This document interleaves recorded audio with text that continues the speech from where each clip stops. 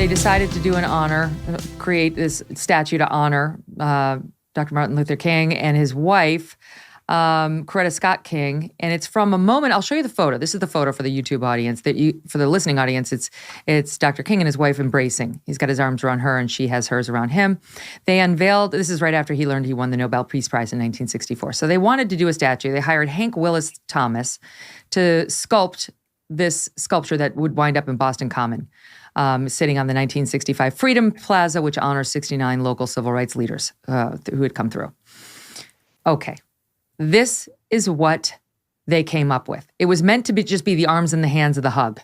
What it looks like, I'm just going to say it, is a giant penis being held by two hands. Look at this. Look, YouTubers, I'm sorry, but that looks like a giant penis right there. I'm sorry, it does. Guys, it does. Does that, I mean, you tell me what that looks like. Look at this one. Look at over there on the screen left, on the bottom of the screen left, okay? You see it as well as I. How? This is why you need to run stuff by people close to you and your spouse. You know, what do you think of the design, honey? Well, it looks like a schlong, dear.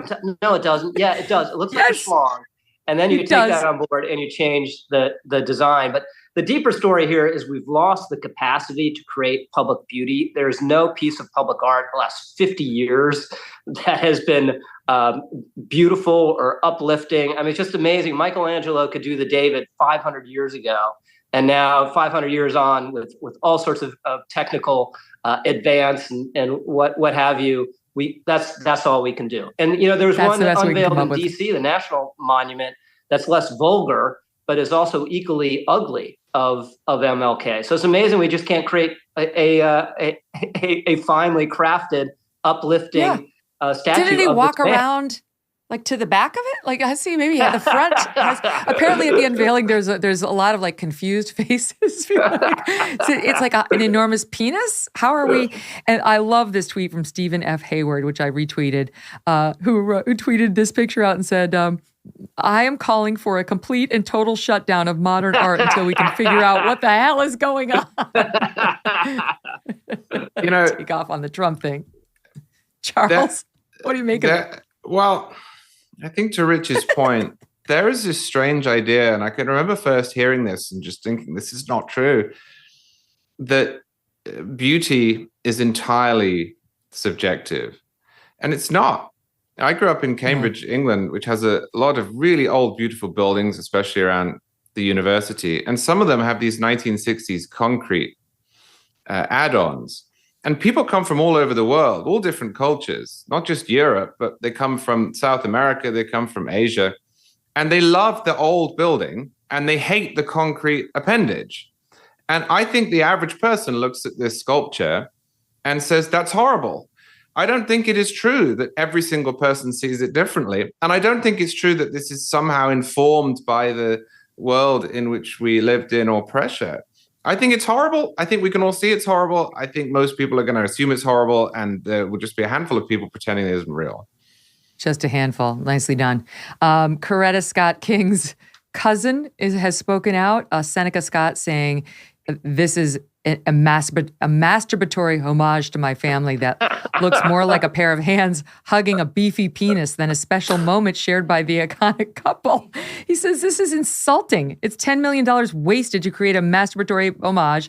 And he says this is sort of wokeness gone wrong. Now Boston has a big bronze penis statue that's supposed to represent Black love at its purest and most devotional, and goes on from there. Jesse Kelly, hat tip to him, he had the best reaction of all, which he says, in all seriousness, I don't mean to mock the MLK sculpture.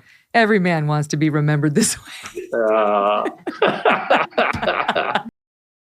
Like many people these days, I am trying to eat healthier. And that is why I love good olive oil. And by good, I mean fresh. Olive oil packs the most flavor and healthiest nutrients when it's fresh from the farm. And that's the problem with supermarket olive oils. They're not fresh. They can sit on the shelf for many months growing stale. That's why I like my olive oil direct from small, award-winning farms, thanks to a guy named TJ Robinson, also known as the olive oil hunter. He's going to make this easy for you. When I first tasted TJ's farm fresh oils, first I was skeptical. I'm like, what the hell's the difference in an olive oil? Well, I was wrong. You'll taste it yourself. They have these vibrant, kind of grassy flavors, and it's absolutely delicious on salad, veggies, pasta, meat, whatever you put olive oil on. As an introduction to his fresh pressed olive oil club, TJ's willing to send you a full-size $39 bottle of one of the world's finest artisanal olive oils for just $1. And that just helps him cover shipping.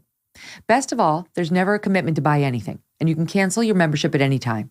Get your free $39 bottle for just $1 shipping and taste the difference freshness makes. Go to harvestfreshnow.com. harvestfreshnow.com for a free bottle and pay just $1 in shipping. harvestfreshnow.com. Hey, thanks so much for watching. If you like what you just saw, hit the subscribe button for more clips and full episodes.